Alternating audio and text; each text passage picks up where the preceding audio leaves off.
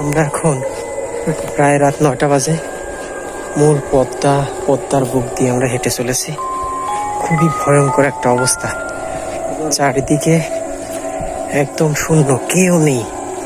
এখানে যদি আল্লাহ না করুক আমাদের একটা বিপদও হয়, কেউ চাঁদ দেখেছে, কেউ আসলে সাহায্য করার মতো কেউ থাকবে না, একমাত্র আল্লাহ পাক ছাড়া। একমাত্র আল্লাহ পাকই আমাদের সাহায্য করবেন, কারণ এখন এই পদ্মার বুকে